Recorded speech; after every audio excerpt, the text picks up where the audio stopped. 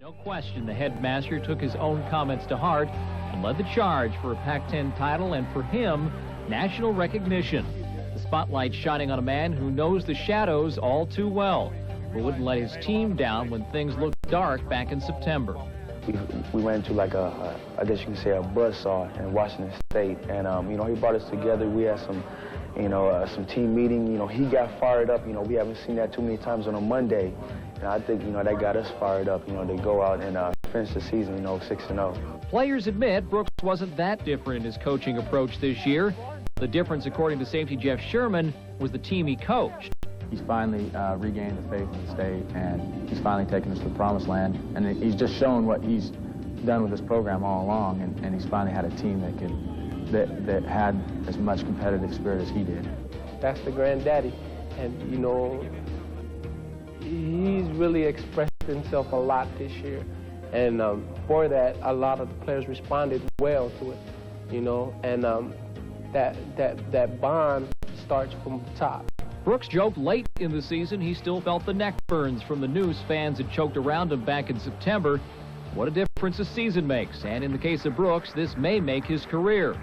And maybe, just maybe, he'll finally get some credit for taking the small Northwest University into battle against the Metropolitan Giants and coming away a winner.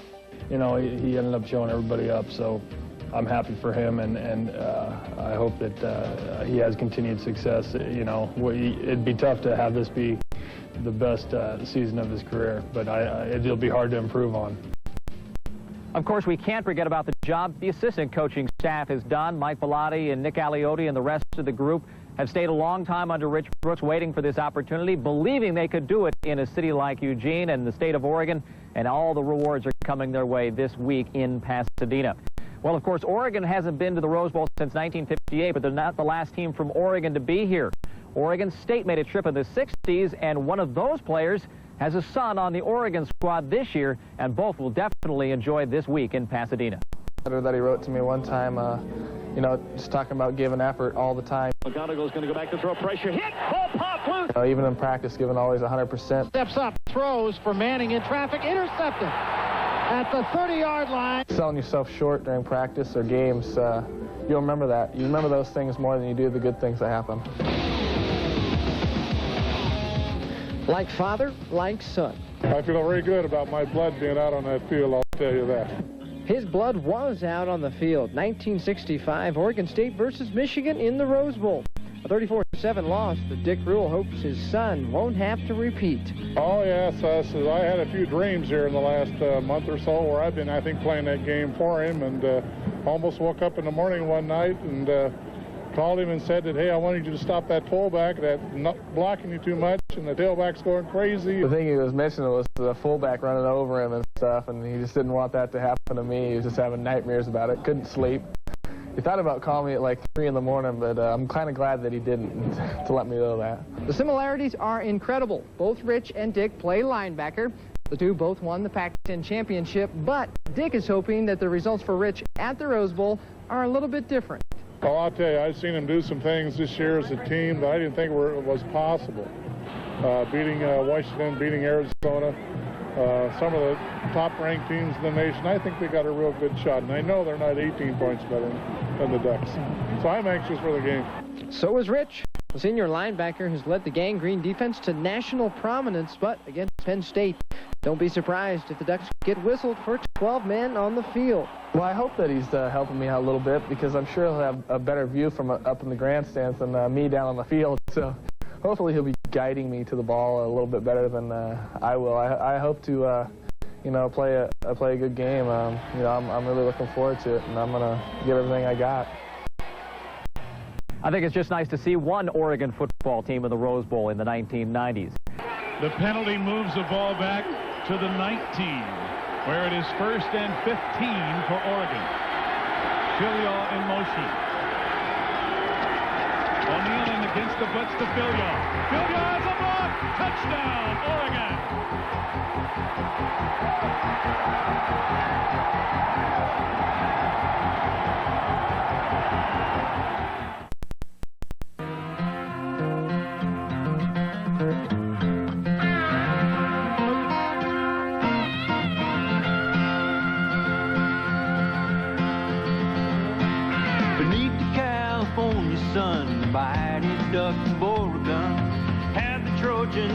the run out into the street.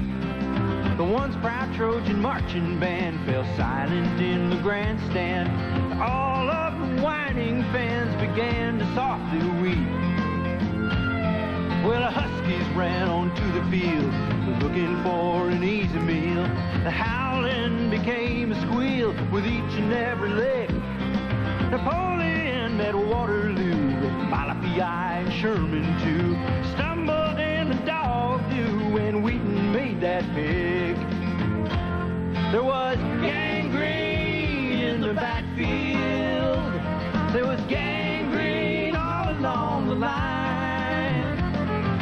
Gangrene was spreading from the north to the south, leaving every dog foaming at the mouth.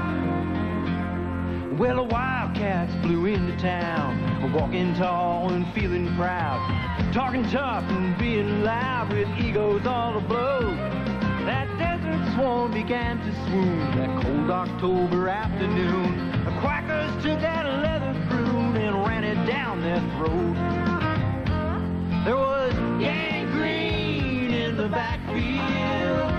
There was gangrene all along the line. Gangrene was spreading from the north to the south, leaving every Wildcat foaming at the mouth. Well, a doctor came from way back east to diagnose that strange disease affecting every football team that played upon that turf. He studied all the food they ate the nights before and the games they played. When all was said and done that day, this is what he learned. There was gangrene in the backfield, gangrene all along the line.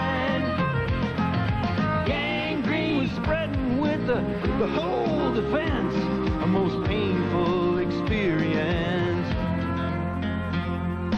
Joe Paterno's litany to the lions of the Nittany, it best contain a remedy against that awful plague. To knock down all the fighting men throughout the mighty Pac-10, both to their knees and on their heads, left them feeling vague.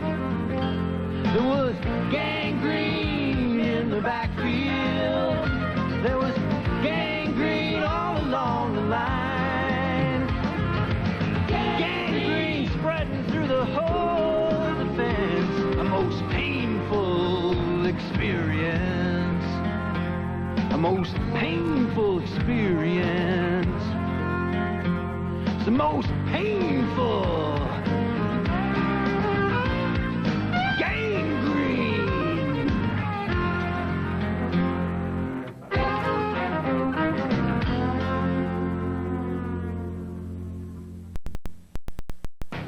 Matching the Penn State Nittany Lions, champions of the Big Ten, and the Oregon Ducks, champions of the Pac-10.